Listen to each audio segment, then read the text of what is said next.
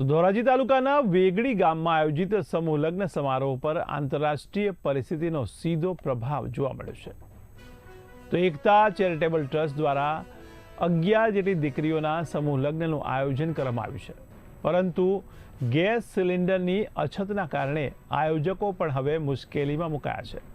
ત્યારે મહેમાનો માટે જમવાની વ્યવસ્થા માટે ગેસ ઉપલબ્ધ ન હોવાથી આયોજકો દ્વારા પરંપરાગત રીતે ચૂલા ઉપર લાકડા સળગાવીને રસોઈ બનાવવાની શરૂઆત કરાઈ છે।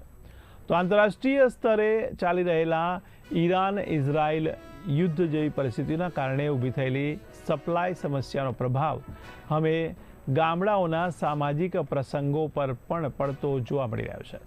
ત્યારે સમૂહ લગ્ન સમારોહ જેવી આ પવિત્ર વિધિ પર પણ સંજોગોનું યુદ્ધ જેવું ગ્રહણ લાગ્યું હોવાનું સ્થાનિકોમાં ચર્ચાઈ રહ્યું છે। મારું નામ વસંત સોલંકી, ગામ વેગડી।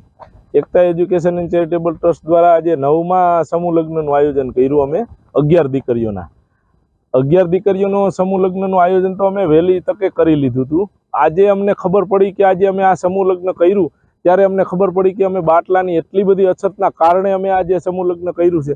એટલી બધી અમને મુશ્કેલી વેઠવી પડી છે કે આજે એક પણ બોટલ અમને ગેસની બોટલ મળી નથી।